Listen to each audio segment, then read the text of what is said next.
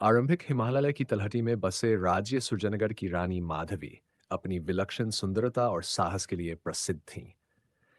रानी अपने राज्य को कुशलता से संभाल रही थी, लेकिन उनकी आंखों में एक गहरी उदासी हमेशा झलकती थी।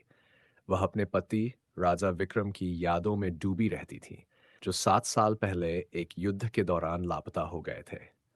राज्य में हर कोई जानता था कि रानी अपने पति से गहरा प्रेम करती थीं। उनके शासनकाल में राज्य समृद्ध था, लेकिन उनकी निजी दुनिया में सन्नाटा था। हर पूर्णिमा की रात रानी अपने महल की छत पर खड़ी होकर हिमालय की चोटियों की ओर देखा करतीं, मानो किसी दिव्य संकेत की प्रतीक्षा कर रही हों। तांत्रिक का आगमन। एक रात महल के द्वार पर एक अजीब सा आदमी प्रकट हुआ। उसने गेरुए वस्त्र पहन रखे थे। उसकी आंखें गहरी और रहस्यमयी थीं। महल के सैनिक उसे रोकने गए, लेकिन उसकी आवाज गूंज उठी, मुझे रानी माधवी से मिलना है। मैं उनकी प्रतीक्षा कर रहा था। अब समय आ गया है। रानी को जब ये बात पता चली तो उन्होंने उसे तुरंत बुलवाया।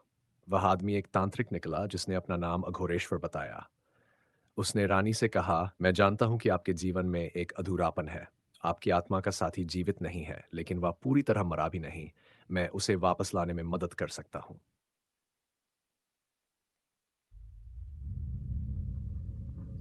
रानी का निर्णय। रानी को पहले तो संदेह हुआ, लेकिन तांत्रिक ने राजा विक्रम के बारे में ऐसी बातें बताईं जो केवल वे ही जानती थीं।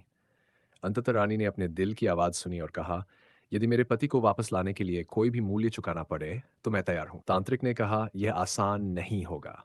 तुम्हें एक लंबी और खतरनाक यात्रा करनी होगी, जहां केवल तुम्हारा साहस और प्रेम तुम्हारा मार्गदर्शन करेंगे। यज्ञ का आरंभ। तांत्रिक ने महल के बाहर एक विशाल यज्ञ मंडप तैयार किया। वह एक विशेष अनुष्ठान शुरू करने वाला था। यह यज्ञ 7 रातों तक चलने वाला था और हर रात रानी को एक नई परीक्षा से गुजरना था। पहली रात तांत्रिक ने रानी को एक जड़ी बूटी दी, जिससे उन्हें गहरी नींद आई। सपने में वह एक विशाल जंगल में पहुंची।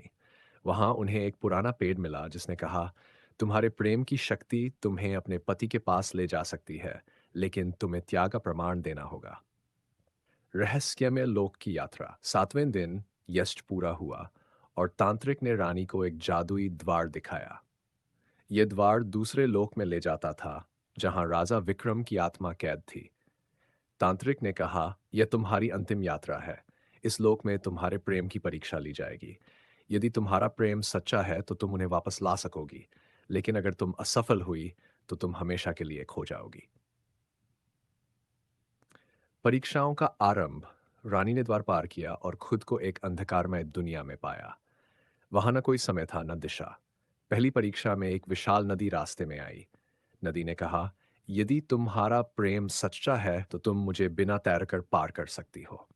रानी ने अपनी आंखें बंद की और राजा विक्रम की याद में एक मंत्र पढ़ा। नदी खुद ब खुद सूख गई।